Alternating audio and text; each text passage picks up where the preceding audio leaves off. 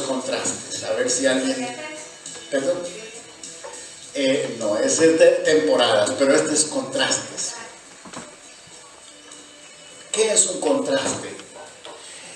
Por ejemplo, gordo, flaco, alto, bajito, blanco, negro, oscuro, claro. Y la Biblia tiene muchos contrastes. Por ejemplo, en Apocalipsis el Señor habla a una iglesia y le dice: no seas, o eres frío o eres caliente, pero si eres tibio te vomitaré. Y se usa mucho este estilo de contrastes para enseñarnos. Porque cuando uno ve un contraste, uno identifica muchas veces qué es lo que Dios quiere y qué es lo que Dios no quiere. Por supuesto, Dios no va al casino ni juega, ¿verdad? Pero si Él jugara, yo creo que Él jugaba o todo o nada. ¿Por qué le digo esto? Porque Él pide de nosotros todo porque lo dio todo. Y por eso una manera de hablar de la escritura es a través de los contrastes. Este estilo de escritura sirve para presentar lo falso o lo verdadero, lo bueno o lo malo. Y fue el libro del que le estoy hablando, es Primera de Juan. Es una carta bien corta, es una carta bien cortita. La escribió el apóstol Juan cuando ya se supone que todos los otros discípulos habían muerto, cuando ya él era un anciano. Fue el único discípulo que no fue asesinado, fue martirizado, pero no fue asesinado. Lo trataron habla la historia de que fue quemado y en un aceite caliente, pero sobrevivió. Fue el único que murió no asesinado. Ahora, sí fue martirizado. Pero vamos a ir a los contrastes que habla esta carta de Juan. Este libro de Juan, normalmente algunas cartas van dirigidas a una iglesia en especial. Pero realmente Primera de Juan va dirigida a todas las iglesias y a todos los creyentes en todo el mundo, en todo tiempo. Para que usted también comprenda un poquito, en aquel tiempo la iglesia estaba pasando por persecución. La iglesia estaba pasando por dificultades. Bueno, imagínense, los otros discípulos ya habían sido asesinados. Pero Juan escribe esto para contrastar y para que nosotros podamos entender. Primera de Juan 1:5. Denme un segundo.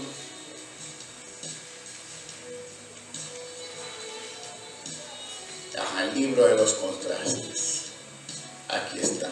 Primera de Juan 1:5. Este es el mensaje que hemos oído de Él y os anunciamos.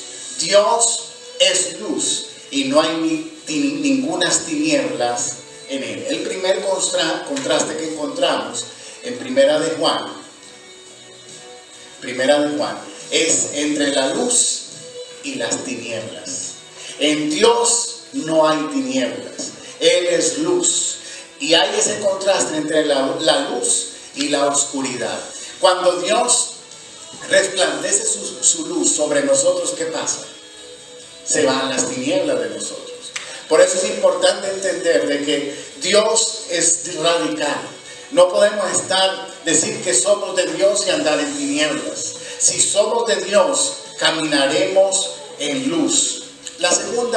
El segundo contraste que encontramos está en Primera de Juan 2:15 al 17. No améis al mundo, ni las cosas que están en el mundo. Si alguno ama al mundo, el amor del Padre no está en él. Porque todo lo que hay en el mundo, los deseos de la carne, los deseos de los ojos y la vanagloria de la vida, no proviene del Padre, sino del mundo. Y el mundo pasa y sus deseos, pero el que hace la voluntad de Dios permanece para siempre. Encontramos este segundo contraste entre el amor al Padre y el amor al mundo. El mundo nos ofrece muchas cosas, pero las cosas que nos ofrece no son permanentes. Lo que es permanente es la voluntad de Dios. Ahora, el verso 16, porque todo lo que hay en este mundo, los deseos de la carne. Recuerde que tenemos una lucha, que la carne desea la comodidad, desea la diversión, desea todo lo que le causa placer. Ahora, la voluntad de Dios, Dios quiere que andemos en gozo y Dios quiere que disfrutemos de nuestra vida, pero recuerde, hay unos límites que Dios coloca. La carne se quiere brincar todos los límites que Dios coloca. Por eso hablan los deseos de los ojos. Es uno de los problemas de esta generación en la que vivimos. Aunque el libro fue escrito hace casi 2000 años, sin embargo, todavía está vigente este problema con los ojos. No es el problema de que tal vez uses gafas o que no ves bien. El problema con los ojos es que los ojos quieren ver lo que no se puede ver o lo que no se debe ver. Uno de los vicios más fuertes en este momento para la humanidad y para la generación en la que vivimos es las imágenes de pornografía. Porque es tan fuerte esto, porque el ojo está conectado con directamente, el nervio óptico con el cerebro. Y esas imágenes quedan grabadas en nuestros cerebros y provocan, es el principio de la destrucción para muchas vidas. Hay personas que están atados a esto y no pueden ser libres. Da dificultad ser libre de esto porque los ojos, la capacidad de ver es una bendición, pero si miramos y vemos lo que no debemos, nos traerá destrucción. Un pastor decía que con la primera mirada no se peca. Y algunos aprovechan esto para no parpadear, porque dicen que si parpadean ya pecan. Pero quiero decirle que no significa eso, que con la primera mirada no se peca, sino la forma en cómo miramos y lo que miramos. Amén. Habla también la vanagloria de la vida. ¿Qué significa la vanagloria de la vida? Hermanos, la gloria es de Dios. Y nuestra vida es para la gloria de Dios. Es para bendecir al Señor, no para buscar nuestra propia gloria, no para buscar nuestro propio beneficio, nuestro propio que nos aclamen a nosotros. Al que tienen que aclamar es a Dios y nosotros somos instrumentos para que la gente vea la gloria de Dios. La el tercer contraste lo encontramos en Primera de Juan. Déjenme que me embolate.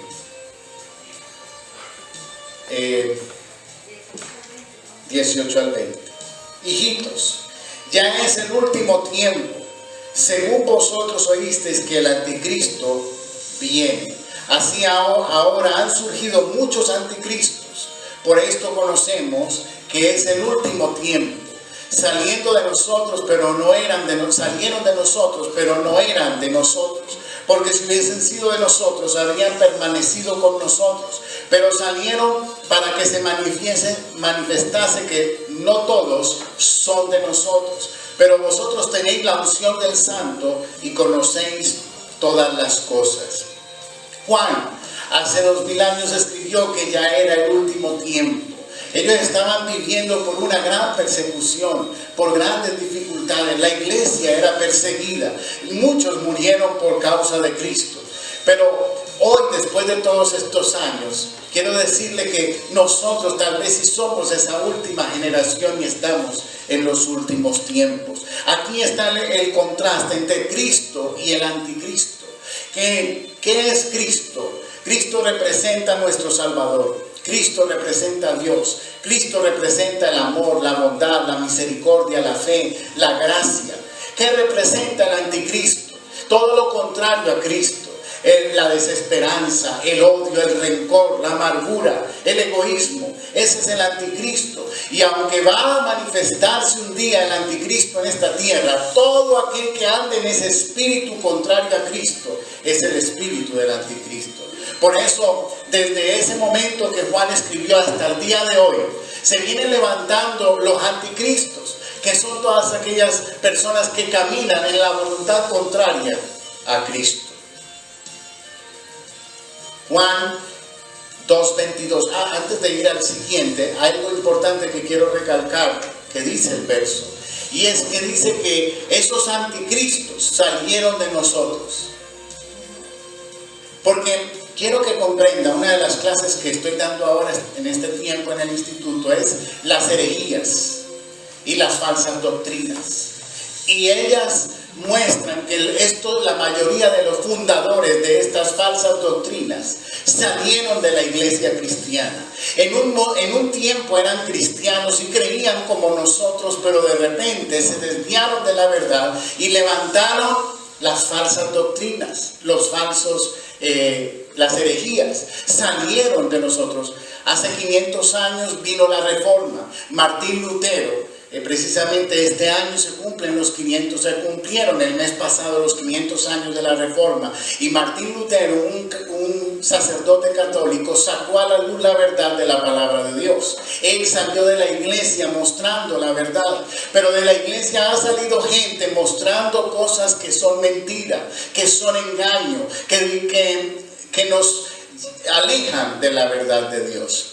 Pero dice ahí que es necesario que esto ocurra para que nosotros sepamos que no son de nosotros. Primera de Juan 2:22 nos habla del anticristo, quien es el mentiroso, sino el que niega que Jesús es el Cristo. Este es anticristo, el que niega al Padre y al Hijo. La Biblia habla de que hay un fundamento. ¿Quién es el fundamento? ¿Quién es la piedra angular? La Biblia dice que hay una piedra angular que desecharon los edificadores, pero es en donde se edifica. Esa piedra es Cristo. Cuando usted ve algunos edificios antiguos, usted va a encontrar que hay una piedra que tiene una fecha cuando se construyó el edificio. Eso es un símbolo de la piedra angular donde está sostenido el edificio. La piedra angular de la iglesia es Cristo.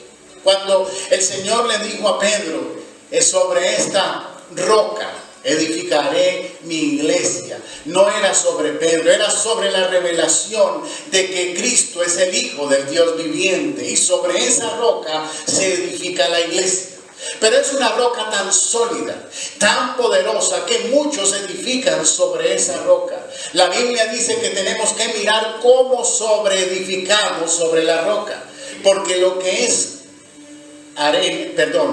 madera, hojarasca y paja será quemado por el fuego, y lo que es oro, plata y piedras preciosas se purificará. El fuego quema lo que no funciona, lo que no sirve, lo que no tiene valor, pero lo que tiene valor, que son el oro, la plata y las joyas, se purifica. ¿Qué significa esto? Que muchos vienen a edificar sobre el fundamento de Cristo, pero cuando es algo falso, será quemado, no tendrá valor.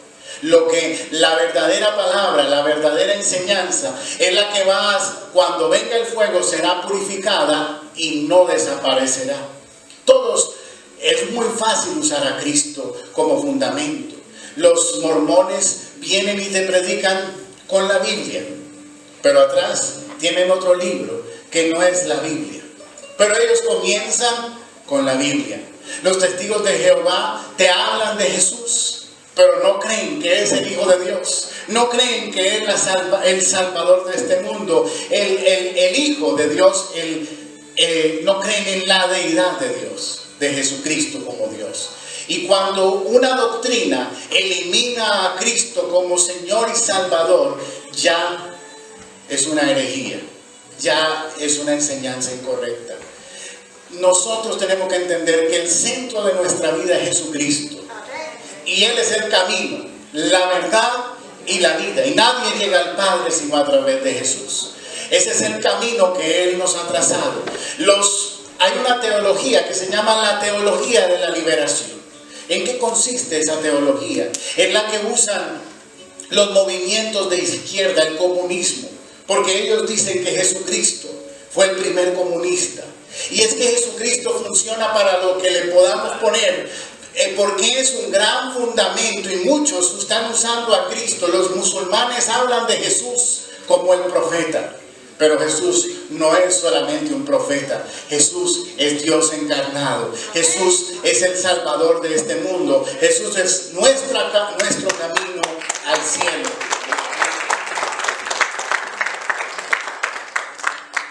¿Quién es el mentiroso sino el que niega a Jesús, que es el Cristo? Este es anticristo, el que niega al Padre y al Hijo.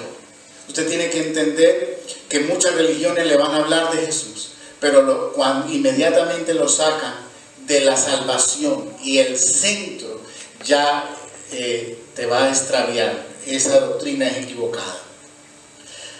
La verdad y la mentira es otra de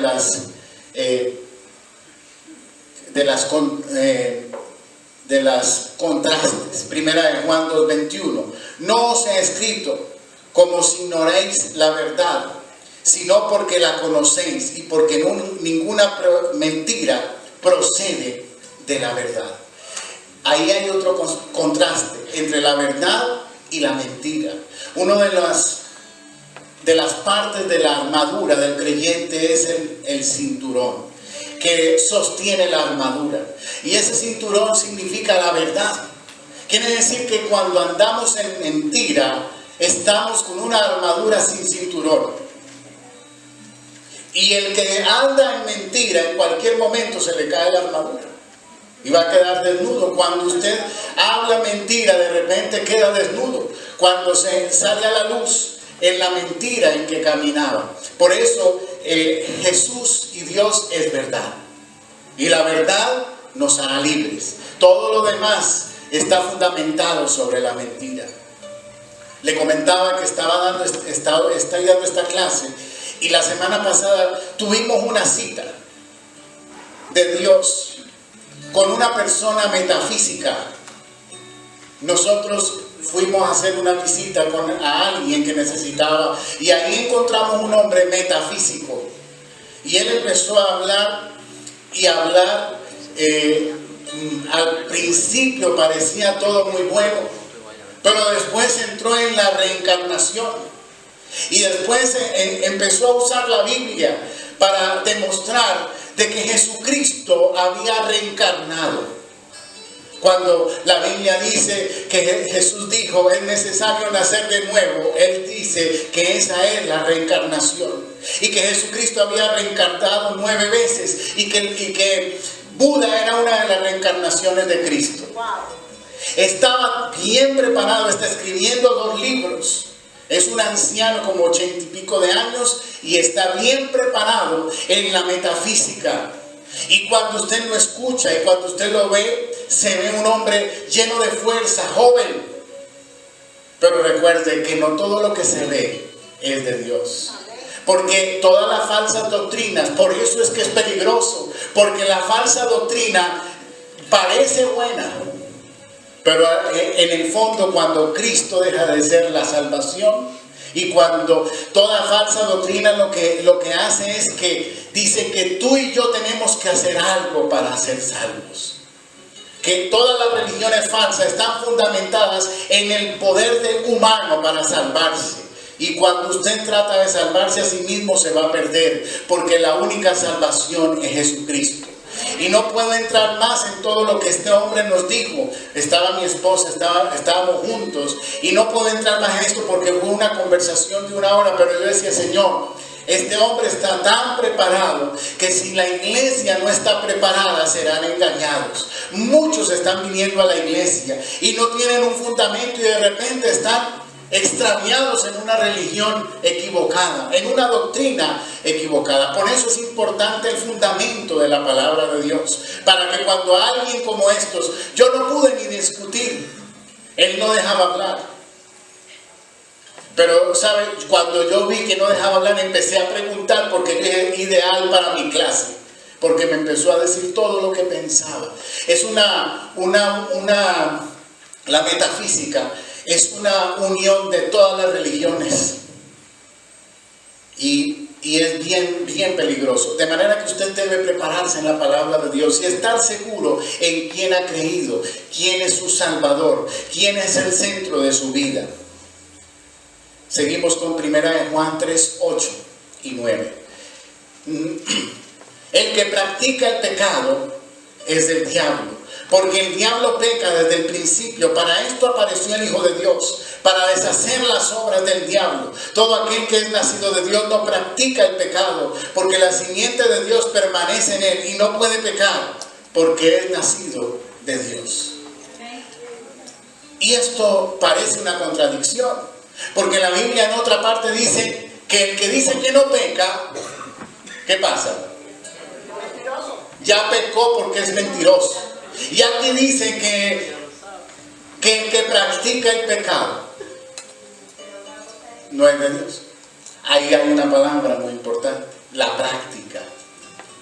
Esa palabra, por eso les quiero decirle que no hay contradicción en la palabra de Dios. La Biblia en otro lado dice que el que dice que no peca, ya pecó porque es mentiroso. Pero aquí dice que el que practica el pecado. ¿Qué es practicar? Lo que usted hace continuamente.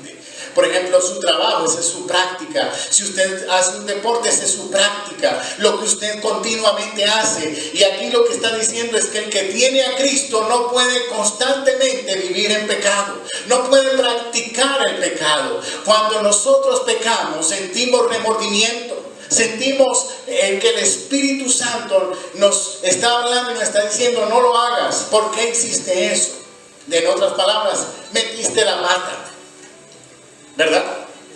Pero el que practica el pecado no siente ningún remordimiento, celebra el pecado, le cuenta a sus amigos lo que hizo y se alegra y se enorgullece de lo que malo que está haciendo. Esa es la gran diferencia. Por eso la Biblia dice que el que practica el pecado, y ahí hay una entre la no práctica del pecado y el que practica el pecado. Primera de Juan 3:14 dice así: nosotros sabemos que hemos pasado de muerte a vida, que amamos a los hermanos. El que no ama a su hermano permanece en muerte. Imagínense, esto es fuerte. Nosotros sabemos que hemos pasado de muerte a vida en que amamos a los hermanos.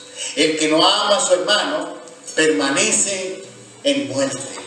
La Biblia dice que nosotros tenemos que recibir a Jesucristo como Señor y Salvador y confesarlo públicamente para ser salvos. Y la Biblia dice que no es por obras que nosotros somos salvos. No tenemos que hacer algo para ser salvos. Pero aquí nos está diciendo que una señal de que somos salvos es el amor que le tenemos a los demás. La pastora hablaba ayer a las mujeres y no nos pusimos de acuerdo, pero el mensaje es muy poco parecido acerca del amor.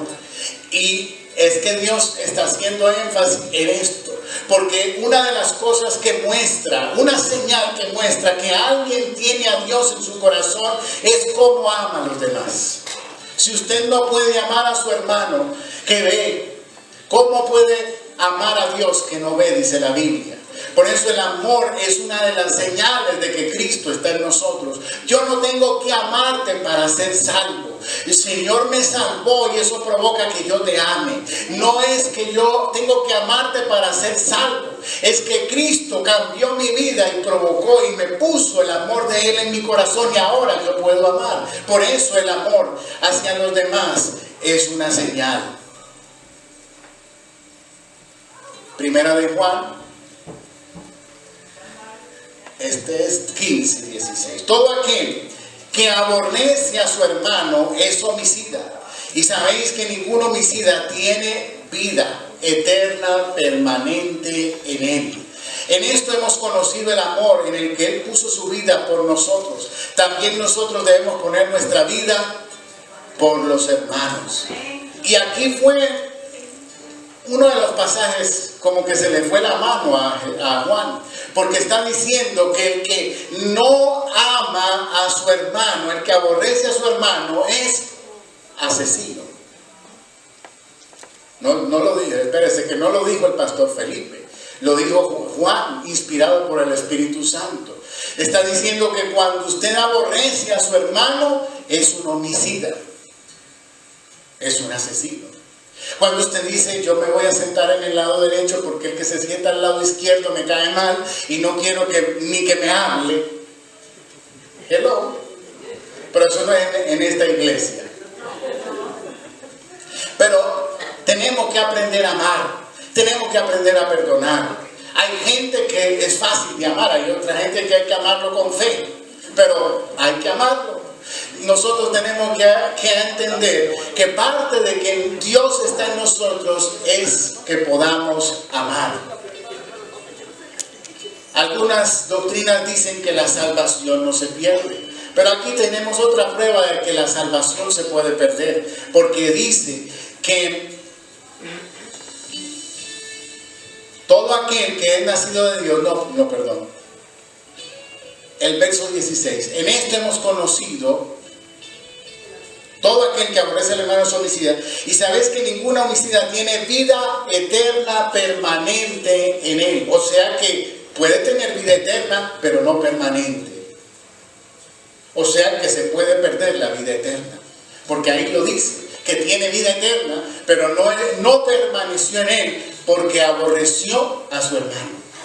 Empezó a tener vida eterna, empezó a ser salvo, pero de repente, ¿por qué usted cree que vienen las circunstancias entre nosotros? ¿Qué es lo que el enemigo quiere sembrar entre los hermanos?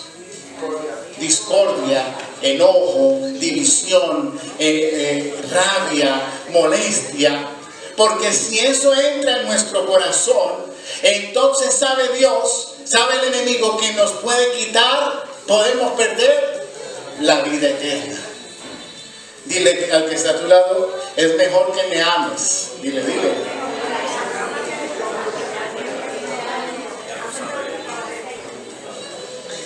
Otro de los contrastes es la profecía verdadera y la profecía falsa.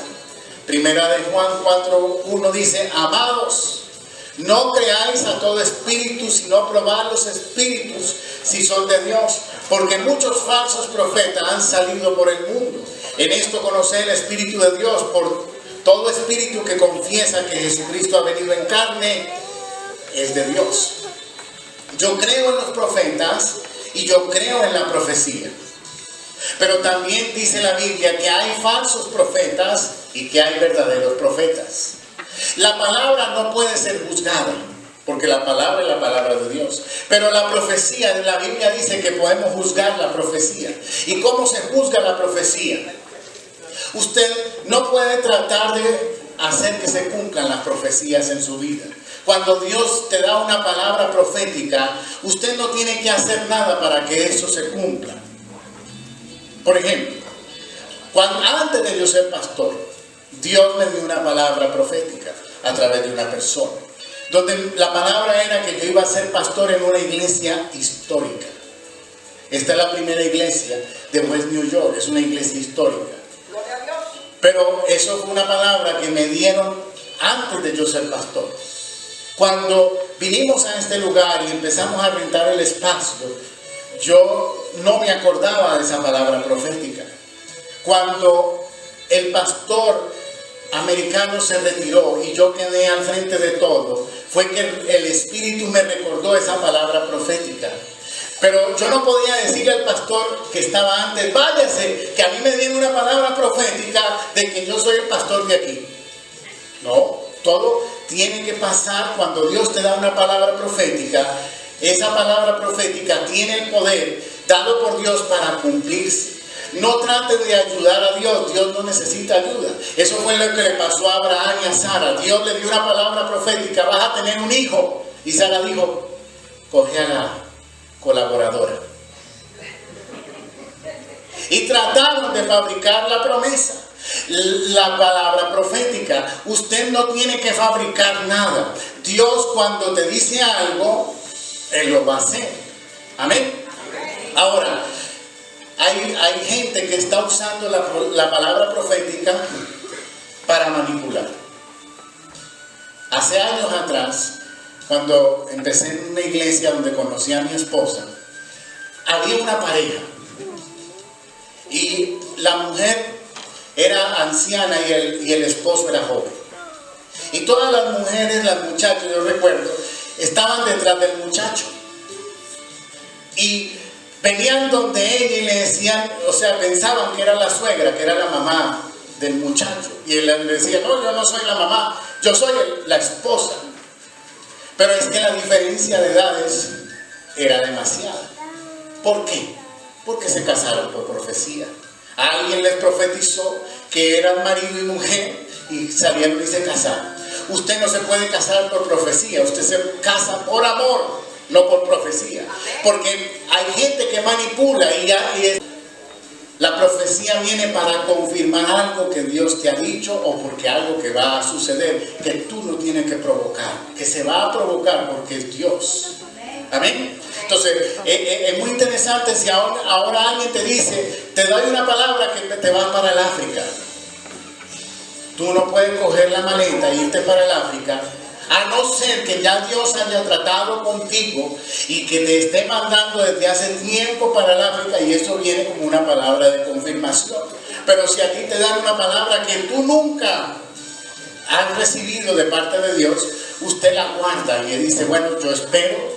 En algún momento Dios va a cumplir la palabra, y cuando Dios lo cumple, usted recordará que fue una palabra profética cumplida. Amén.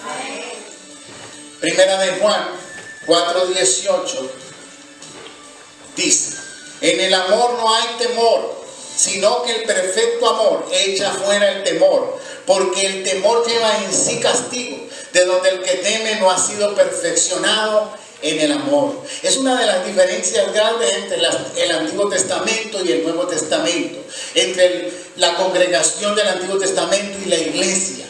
Y es que en el Antiguo Testamento la gente cumplía las cosas por temor. En el Nuevo Testamento nosotros hacemos las cosas por amor. En el Antiguo Testamento a la gente se le decía, tienen que guardar el sábado. ¿Y por qué guardaban el sábado? Porque si no guardaban el sábado, venía lluvia, no de bendición, sino de piedras. Entonces, el temor provocaba que ellos guardaran e hicieran las cosas porque su vida estaba en peligro. Pero a usted, si no viene hoy a la iglesia, ¿lo apedrean en su casa? Usted vino hoy porque ama a Dios. Nosotros servimos a Cristo porque amamos al Señor. Es la gran diferencia. Miren, no quiero hablar mal de los judíos, porque no es eso que estoy queriendo hablar mal, sino que ellos no tienen el espíritu. Y las cosas las hacen por temor. A ellos les dicen, tienen que guardar el sábado, ¿verdad? Si no lo guardan, ellos tienen temor de que algo malo acontezca y por eso lo guardan. Entonces, se sienten obligados. Pero si a un judío le dicen, usted puede escoger si quiere guardar el sábado o trabajar, ¿qué escogen los judíos? ¿Ah? Lo más probable que si fuera voluntario, dirían, yo prefiero trabajar porque son muy trabajadores. Pero ellos tienen temor y el temor provoca que guarden el sábado. Si a nosotros nos dicen, usted solamente puede orar el día sábado y solamente puede leer la Biblia el día sábado, es un problema para nosotros. Porque nosotros necesitamos a Cristo todos los días. Porque no es por temor, es por amor que estamos aquí. Es por amor que leemos la palabra. Es por amor que oramos y servimos al Señor. Por eso el amor echa fuera el temor. El último verso, y con este terminamos, primera de Juan 5:12. El que tiene al Hijo tiene la vida. El que no tiene al Hijo de Dios no tiene la vida. El último contraste es tener vida o no tener vida. Las iglesias van a variar mucho en congregación y congregación. Pero en este tiempo dice la Biblia que se levantarían falsos profetas y que muchos tendrían comezón de oír. ¿Qué significa eso? Hay iglesias donde no se está hablando de Cristo. Se está hablando de la prosperidad. Se está hablando del dinero. Se está hablando de la bendición económica. Se está hablando de las promesas terrenales y ya no se habla de Cristo. Es verdad que Dios quiere bendecirnos, que Dios quiere prosperarnos, que Dios te quiere dar una casa, un carro, etcétera, etcétera. Eso es verdad. Pero el énfasis no debe ser lo económico. El énfasis tiene que ser Cristo. Porque el que tiene a Cristo tiene la vida. El que no tiene a Cristo y tiene mucho dinero, no se lo puede llevar cuando se muera. Todo eso se queda. A lo mucho te pondrán poner el traje favorito o el vestido favorito si avisas con tiempo y si se acuerdan cuando te entierran. Y se va a pudrir en el hueco porque eso no se va para ningún lado. Por eso las promesas principales no son las de la tierra. Las promesas más importantes son las del cielo. Las promesas eternas, las de vida eterna, las de salvación. La de no acumular aquí, sino acumular allá. Y esas son las que la gente casi ya no quiere oír. La gente le gusta más oír de 100 y va a recibir 1 millón. Hello. De 500 y le va a venir 500,000, porque a veces piden de esa manera. Y eso no, Dios no está interesado en hacer las cosas de esa manera. Yo sé que Dios prospera y yo sé que Dios bendice, pero hay mucha gente que está dando al Señor por ambición, no por amor. Y cuando empiezas a dar por ambición y no por amor, de repente vas a decir eso no funciona porque no vas a recibir los 500,000 que te están diciendo que vas a recibir. Dios prospera y bendice, y si lo recibieras, ¿de qué sirve si no tienes a Cristo? Porque lo más importante es Cristo en mi corazón, porque esa es la salvación y la vida eterna. Lo demás es la añadidura. Buscad primeramente el reino de Dios y su justicia, y lo demás vendrá por añadidura. Cuando uno va a la iglesia, uno necesita palabras de vida eterna, no solamente las cosas temporales. Y a veces yo he ido a iglesias donde yo quiero que me hablen de la palabra de Dios, no solamente del dinero, no solamente de lo económico, no solamente de lo temporal. Yo necesito palabras de vida eterna. Yo necesito espíritu y vida en mi vida. Por eso usted tiene que entender que es el centro principal de cada uno de nosotros. Cristo. Cristo es en mi vida.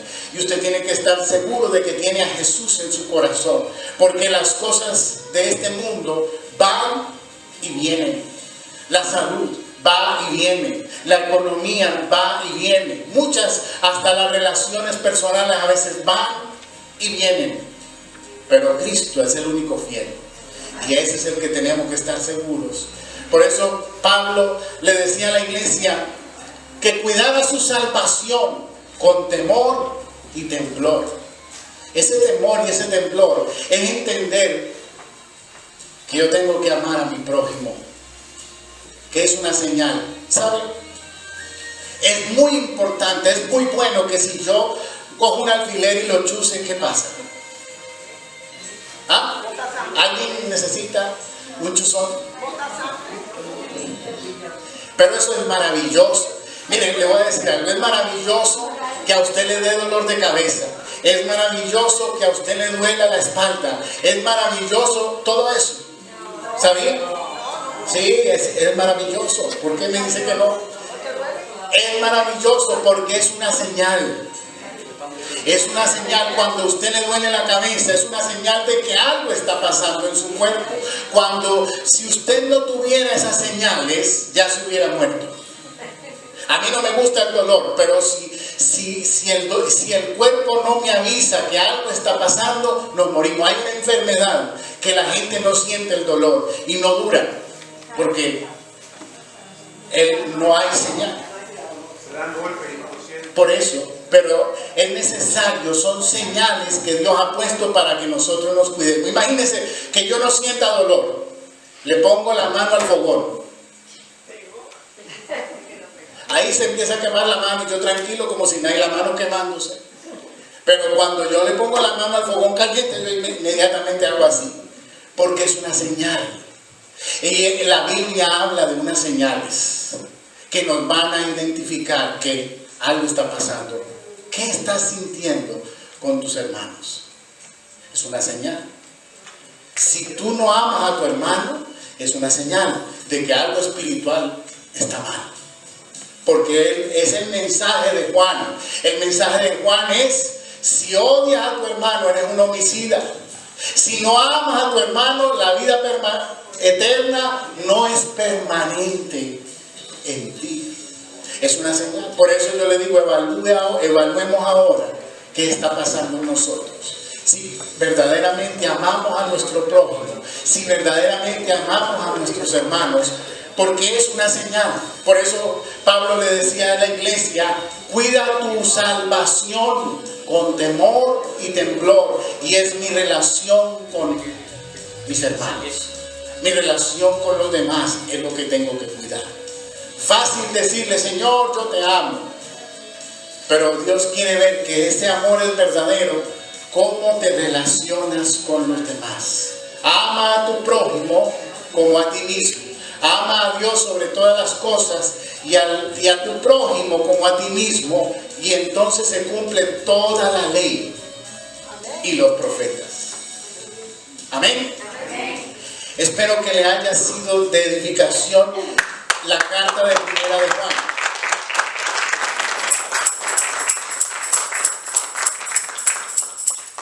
Señor, queremos darte las gracias por tu palabra. Tu palabra nos enseña que si tenemos algo contra nuestro hermano, que dejemos la ofrenda en el altar y que vayamos a nuestro hermano y pidamos perdón y nos arreglemos con nuestros hermanos. Señor, y yo sé que nosotros estamos aquí porque te amamos, pero la prueba de nuestro amor hacia ti es nuestro amor hacia los demás.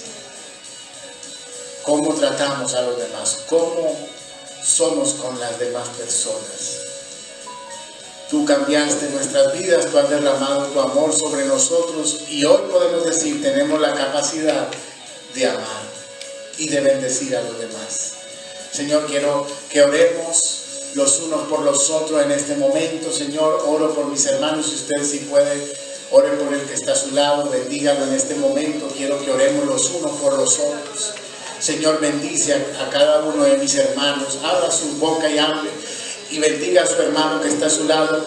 Declárele la bendición a esa persona que está atrás, que está adelante. Si usted tiene algo contra alguien y ahora tal vez le da vergüenza acercarse, mándele un mensaje de texto después o ahorita en el break, cuando estemos tomando el café, usted se le acerca, le da la mano, le abraza. Y usted va a ver que viene la paz a su vida y a su corazón, porque es necesario que nosotros amemos a nuestros hermanos. Es necesario, es importante, es sumamente importante el amor que nos tenemos y el respeto. Recuerde, el enemigo vino a matar, a hurtar y a destruir, pero Cristo ha venido a nuestras vidas para que tengamos vida y vida en abundancia. Amén. Amén.